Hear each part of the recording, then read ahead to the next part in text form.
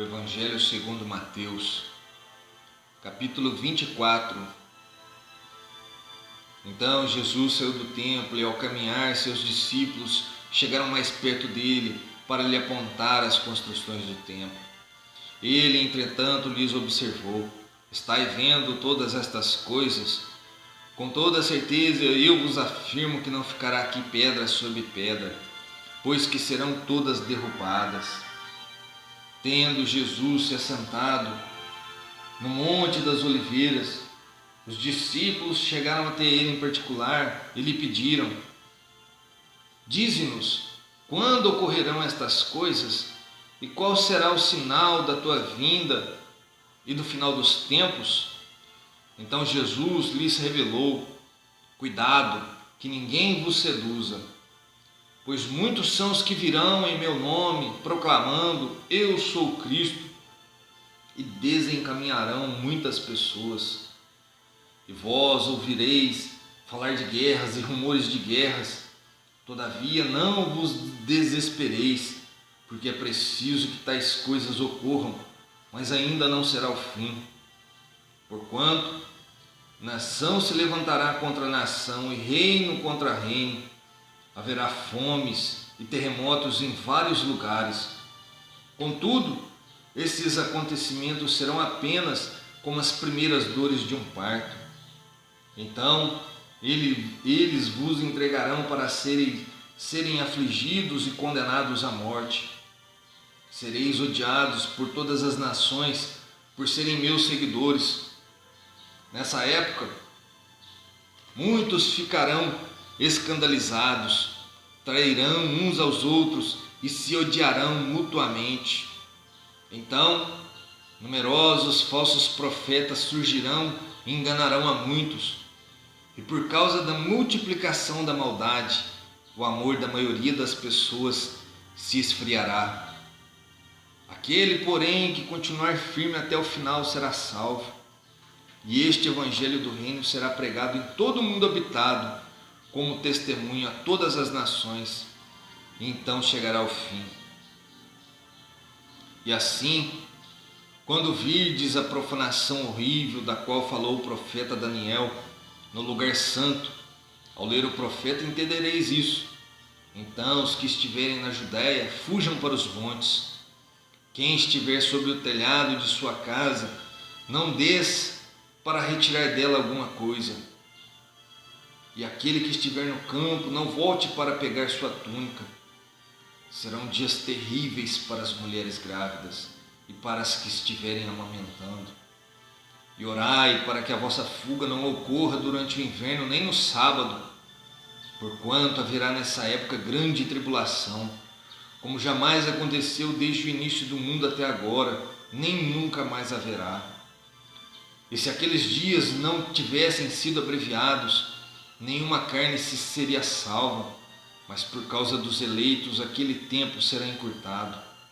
Então, se alguém vos anunciar: vede, aqui está o Cristo, ou ei-lo ali, não acrediteis. Pois se levantarão falsos cristos e falsos profetas e apresentarão grandes milagres e prodígios para, se possível, iludir até mesmo os eleitos. Vede que eu pronunciei a vós. Portanto, se vos disserem: eis que ele está no deserto, não saiais. Ou ainda: ele está ali mesmo, nos cômodos de uma casa, não acrediteis. Pois da mesma forma como o relâmpago parte do Oriente e brilha até no Ocidente, assim também se dará a vinda do Filho do Homem. Onde houver um cadáver, aí se reunirão os abutres.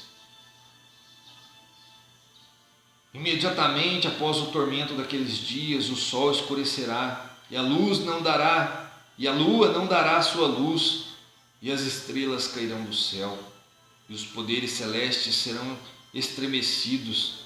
Então surgirá no céu o sinal do Filho do Homem, e todos os povos da terra prantearão e verão o Filho do Homem chegando nas nuvens do céu com poder e majestosa glória. Ele enviará os seus anjos com poderoso som de trombeta, e estes reunirão os seus eleitos dos quatro ventos de uma a outra extremidade dos céus. Portanto, aprendei com a parábola da figueira. Quando, pois, os seus ramos se renovam e as suas folhas começam a brotar, sabei que está próximo o verão. Da mesma forma, vós, quando virdes todos estes acontecimentos, sabei que ele está muito próximo às portas. Com toda certeza, eu vos afirmo que não passará esta geração até que todos estes eventos se realizem. O céu e a terra passarão, mas as minhas palavras jamais passarão. Entretanto, a respeito daquele dia e hora ninguém sabe, nem os anjos nos céus, nem o Filho, senão exclusivamente o Pai. Como aconteceu nos dias de Noé, assim também se dará por ocasião da chegada do Filho do Homem. Porque nos dias que antecederam o dilúvio, o povo levava a vida comendo e bebendo, casando-se e oferecendo-se em matrimônio, até o dia em que Noé entrou na arca. E as pessoas nem notaram, até que chegou o dilúvio e levou a todos. Assim ocorrerá na vinda do Filho do Homem. 2 homens estarão na lavoura, um será arrebatado, mas o outro deixado. 2 mulheres estarão trabalhando num moinho, uma será arrebatada, a outra ficará para trás. Por isso, vigiai, porquanto não sabeis em que dia virá o vosso Senhor. Contudo, entendei isso: se o proprietário de uma casa soubesse a que hora viria o ladrão, se colocaria em sentinela e não permitiria que a sua residência fosse violada. Portanto, ficai igualmente vós alertas, pois o Filho do Homem virá no momento em que menos esperais. Sendo assim, quem é o servo fiel e sábio, a quem o Senhor confiou os de sua casa para dar-lhes alimento no seu devido tempo?